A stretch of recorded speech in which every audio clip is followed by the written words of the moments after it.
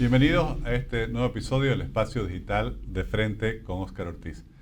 Las noticias económicas de los medios internacionales son preocupantes y muchos análisis ya hablan de una posible recesión a nivel internacional.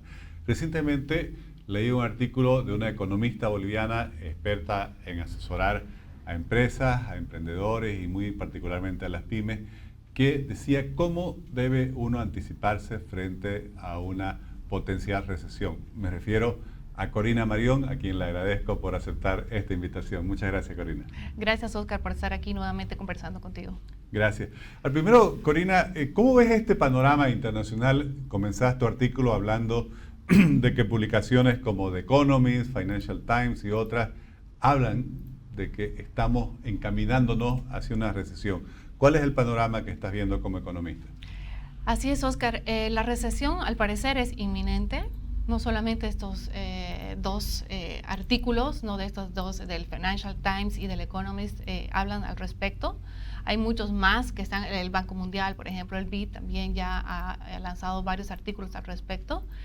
Y resulta que en Estados Unidos, a causa de la pandemia, se tuvieron que hacer medidas, como en muchos países se hicieron, para poder paliar lo que se venía en lo que iba a ser un desempleo y lo que iba a haber a consecuencia de que faltaba capital de operaciones en lo que eran las empresas. Entonces hicieron varias medidas económicas para paliar un poco esta recesión que se iba a dar a consecuencia de la pandemia. Y entre estas medidas estaba el subvencionar con subsidios a sueldos, ¿no? Sueldos a gente que estaba ya desempleada a consecuencia de las cuarentenas.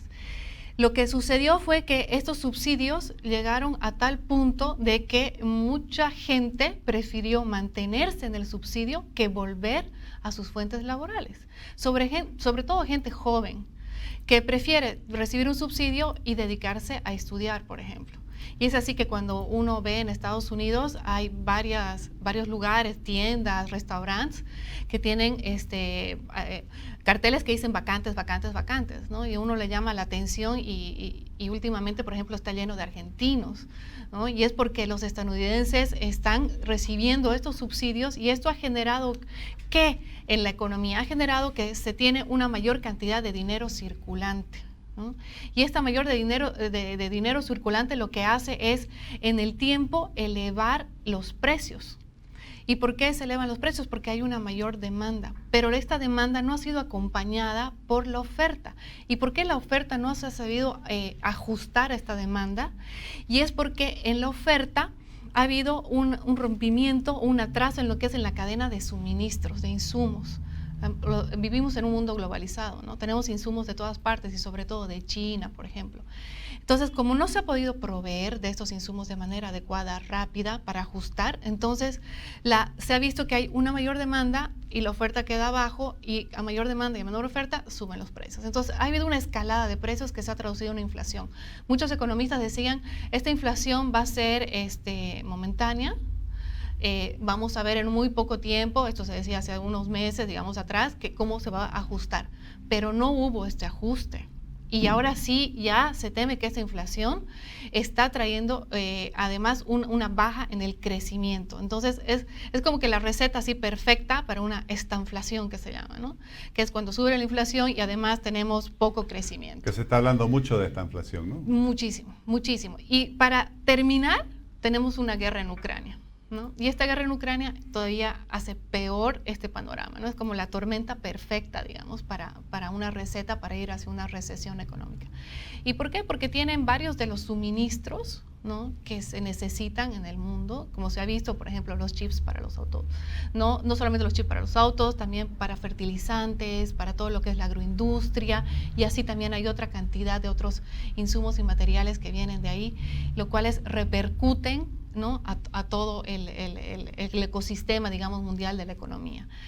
Y además, por ejemplo, en Alemania, estuve leyendo hace un par de días un artículo que decía que en Alemania, después de 34 años, por primera vez, van a tener una balanza comercial con déficit. ¿Qué quiere decir? Eso es impresionante. De 34 años. 34 años. Después de 1991, quiere decir que sus importaciones por primera vez en 34 años van a ser mayores a sus exportaciones. Entonces, eso ya también nos da una señal que definitivamente estamos yendo hacia una recesión mundial. Hablabas de la tormenta perfecta y hay otro concepto que se está retomando mucho que es tomado de un libro que se publicó ya hace algunos años, que es la famosa teoría del cisne negro, que es este fenómeno imprevisto con gran efecto disruptivo.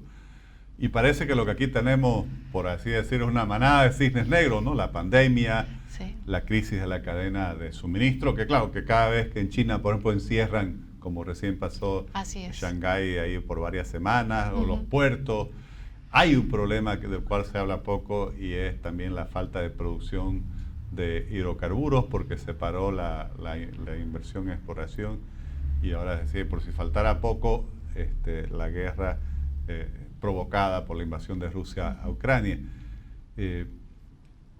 Hay que acostumbrarse a vivir en un nuevo mundo donde estos tipos de fenómenos son imprevistos o estos signos negros son cada vez más frecuentes. Vamos a tener que ser resilientes una vez más y creativos.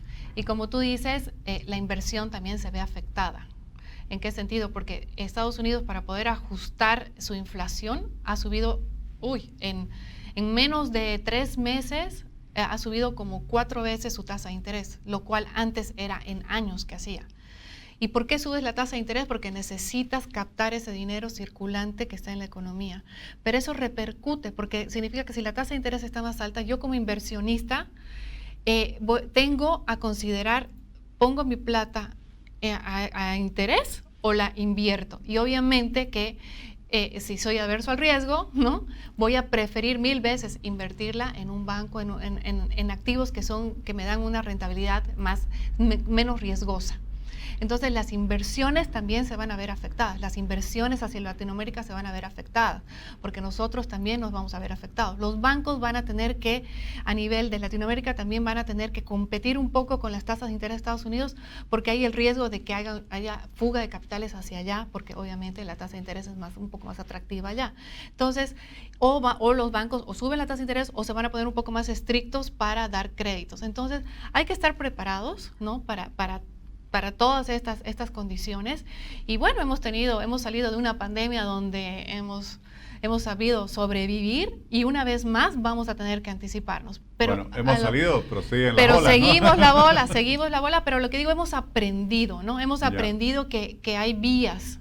Y eso es lo importante, hay vías como cambiar modelos de negocio, hay vías como la digitalización, sobre todo en las micro y pequeñas empresas, ha sido una gran lección. Yo sé que muy dura, pero ha sido una lección que hay que fortalecerse, porque también con estas situaciones no solamente es todo desventajas, sino también hay oportunidades. Entonces hay que estar muy atentos a las oportunidades. Las crisis también traen oportunidades, entonces aquí también hay que aprovechar de las oportunidades. Y creo yo que tenemos que explotar mucho más lo que es el talento, por ejemplo, tecnológico, ¿no? Y en la innovación. Ahí es el fuerte donde tienen que enfocarse las empresas y tienen que estar anticipándose a eso para no esperar a que llegue el problema. O sea, tenemos que aprender a anticiparnos a los problemas, no esperar a que lleguen y recién reaccionar. Entonces es otra cosa que yo creo que se ha aprendido, ¿no? y que lo tienen ya interiorizado micro, pequeñas empresas y las grandes empresas sobre todo, ¿no? Entonces hay que aprender de esas lecciones. ¿Cómo ves que esto va a impactar en Bolivia y sobre todo en nuestras empresas? Porque a veces hay la noción de que como no estamos insertos en los mercados financieros internacionales, podemos ser como una isla en el mundo. ¿Cuál es tu lectura? Bueno, ahora último he visto una devaluación en la Argentina, por ejemplo, ¿no? Entonces, la primera lección es que hay que estar atentos a todo lo que está sucediendo, sobre todo en nuestro entorno, en nuestro vecindario, porque de ahí tenemos nosotros muchísimo contrabando. Entonces eso afecta muchísimo a la industria nacional. Entonces tenemos que estar siempre atentos a cómo competir contra este contrabando, y para eso tenemos que tener productos competitivos como si tuviéramos aranceles cero, por ejemplo. No, porque más o menos es así, ¿no? Entonces, y eso también nos hace más competitivos. Entonces, ¿y cómo nos hacemos más competitivos? Es introduciendo innovación constantemente, tecnología en todo lo que se puede hacer en tecnología, talento humano, ¿no? Que es algo que todavía no se lo explota mucho en Bolivia ni se lo visualiza, que es súper importante tener personas, equipos multidisciplinarios en las empresas, intraemprendedores, por ejemplo. En las mismas empresas tenemos gente dentro del equipo que tiene ideas innovadoras, porque lleva haciendo muchísimos años, digamos, una tarea y está viendo una oportunidad de cómo mejorar un proceso o algo. Hay que escucharlos, ¿no? Porque de ellos vienen las iniciativas de la innovación dentro de las empresas. Y eso hay que hacer ese ejercicio. O sea, yo digo, es un ejercicio, se vuelve una disciplina de innovación y eso es lo que nos va a hacer que salgamos airosos, ¿no? Y además, paralelamente, estar siempre atento a las noticias, a todo lo que hay alrededor nuestro, en nuestro vecindario, en cuanto a evaluaciones y qué productos son nuestras competencias, cuáles son sustitutos y demás. Todo eso siempre tienen que estar unos atentos. El título de tu artículo era muy llamativo. ¿Cómo anticiparse frente a esta potencial recesión económica que por lo menos ya se anuncia a nivel internacional? Así es, hice ahí como una metáfora, ¿no? Y es como que uno está yendo en una carretera y que está yendo a 100 kilómetros por hora y que tiene que llegar a una meta y de repente se anuncia, ¿no? Uno está ahí con la radio prendida y se anuncia que a 50 kilómetros, por ejemplo, hay un accidente y que hay varios autos parados. Entonces, yo ya tengo esa noticia, ¿no? Entonces lo vamos a asimilar como que ya sé que se va a venir una recesión. Entonces, ¿qué hago? Digo, no voy a esperar a llegar al trancón, ¿no? Para decir ese rato, ay, a ver qué hago, ¿no? O confiarme y decir, no, pero la policía se va a anticipar y va a hacer que esto fluya. Entonces, la policía yo la asemejo un poco como el gobierno, ¿no? Los gobiernos siempre son un poco lentos en reaccionar, son un poco más burocráticos. Y estas cosas ya suceden igual de manera de prisa. Entonces, no hay que confiarse en que va a haber una medida y que cuando llegue esto ya se va a despejar. Entonces, ¿cómo me anticipo? Ahora, gracias a la tecnología, por ejemplo, tenemos en los autos GPS y puedo ver si hay caminos alternos. Entonces puedo decir, ya, puedo irme por la derecha, por la izquierda y voy a llegar al mismo lugar, pero por otro lado. Entonces ahí yo lo asemejo un poco cuando usamos tecnologías. Cuando usamos tecnologías, eso nos sucede, lo mismo, ¿no? Nos anticipamos, ¿no? Podemos cortar caminos, podemos ser más eficientes y podemos salvar este tipo de situaciones también. Entonces, sucede exactamente lo mismo. Ahora, hay que acordarse que en esta carretera nosotros no somos los únicos que estamos pensando de la misma manera. Somos de repente 10 hileras de autos en una autopista y todos, o una gran mayoría, están pensando de la misma manera que nosotros. Entonces puede ser que por ese camino que estamos pensando alternativo a ir, también piensen 8, 10 de los autos que están en la carretera y también se arme un trancón. Entonces, eso asemeja a que existe competencia, ¿no? Y la competencia, tenemos que estar muy encima de la competencia que tenemos para saber también cómo reaccionan y cómo nosotros nos distinguimos entre esa competencia, cómo nos hacemos innovadores dentro de esa competencia y podemos tener nuestro sello, nuestra marca dentro del mercado. Sos experta en asesorar a las pymes y ahí quería consultarte cómo se desempeñan frente a esta adversidad las pymes, por ejemplo. Por un lado, por ser más pequeñas pueden tener mayor vulnerabilidad. Por otro lado, al ser más pequeñas quizás tienen mayor facilidad de adaptación. No sé si tenés ahí algún concepto, algún consejo especial para este sector. Correcto. Hemos visto cómo las pymes durante la pandemia tienen esa capacidad, ¿no? Para de un día, digamos, no sé, fabricar jabones y de repente al día siguiente ya empezar a tener una fabriquita o fabricar barbijos, por ejemplo. Tienen esa capacidad, ¿no? Ahora, con este tipo de crisis, que ya no es una crisis de salud, sino es una crisis económica, van a tener que ser eficientes, ¿no? ¿Y cómo se genera eficiencia en las micro, pequeñas empresas? Yo les digo que tienen que hacer ya desde muy pequeñas el ejercicio de hacer un análisis de datos, ¿no? Empezar a trabajar con datos. No acostumbran, ¿no? Muchas de ellas a tener un registro, ¿no? De los datos de cuánto vendo y a quiénes vendo y por qué vendo, ¿no? O sea, ¿por qué es mi mercado?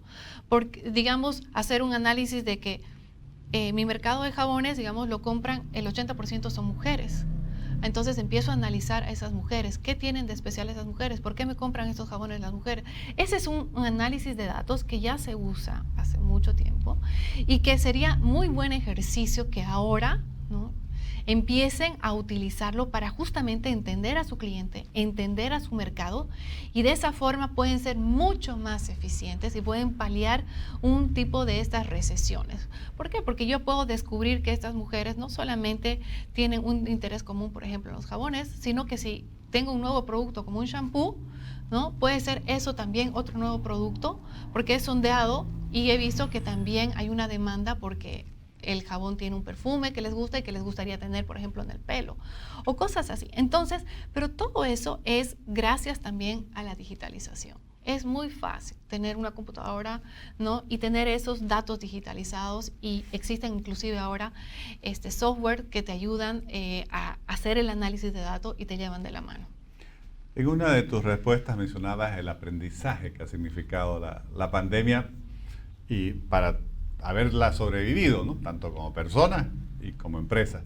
¿Cuáles serían los principales aprendizajes que destacarías y que recomendarías que los emprendedores debieran aprovechar, por así decir, para tener esa mayor resiliencia a todas estas adversidades que se van prolongando por nuevos cisnes negros que van apareciendo? Sobre todo yo he visto que ha habido un aprendizaje en el modelo de negocio, ¿no? Es decir, cómo yo transo con mis clientes o el B2B, el negocio a negocio. ¿Cómo es esta relación?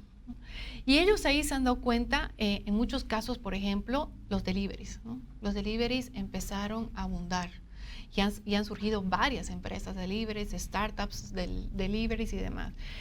A algunos les ha costado entender, ¿no? Y me voy a acordar de que había un grupo de emprendedores del Alto que tenían una cadena, por ejemplo, de restaurantes en una zona. Y me consultaron y me dijeron, ¿cómo hacemos para nuestro delivery? Porque hemos intentado contratar varias empresas y nos fallan y la comida no llega a tiempo y no estamos entendiendo cómo hacerlo. Entonces ahí yo les aconsejé y les dije, ¿y no han pensado que como son varios, ustedes mismos podrían tener su propia cadena de delivery?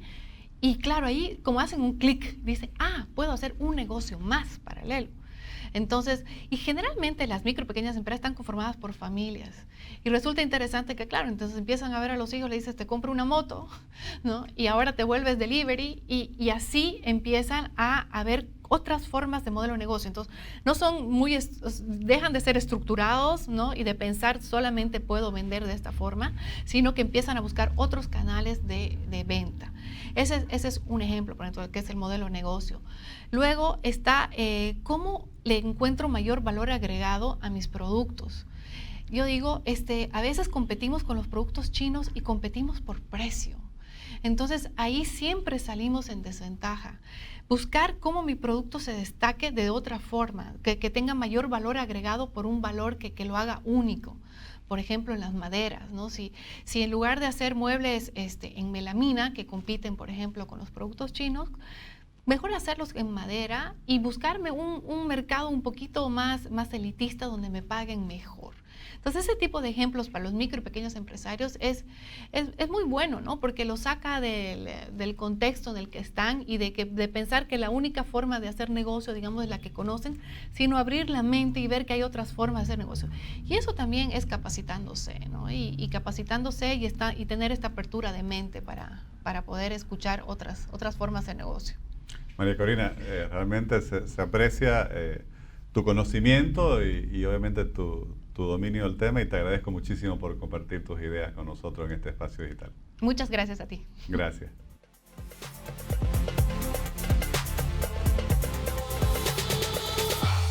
Creo que es muy importante escuchar a expertos como la economista Corina Marión, que nos advierten que hay que prepararse, hay que anticiparse a las dificultades económicas que aún nos puede traer la economía internacional. Si bien se esperaba que pasando la pandemia, descubriéndose las vacunas, hubiera una rápida recuperación, han aparecido una serie de otras dificultades. La crisis de la cadena de suministro, todos los problemas de la logística, de la producción, el peligro de esta inflación, ahora de recesión. Por lo tanto, es fundamental que con todo el aprendizaje de estos últimos 3 años que han sido tan difíciles en muchos aspectos, pero en este caso en los temas económicos de las empresas, en los temas del mercado que se debe abastecer, incluso ante el cual se están enfrentando muchas dificultades para contar con la disponibilidad de qué vender. Las empresas y muy particularmente las pymes escuchen estas orientaciones que les permitan anticiparse y prepararse mejor para superar estas dificultades. Les agradezco por habernos acompañado en este nuevo episodio del Espacio Digital de Frente con Óscar Ortiz.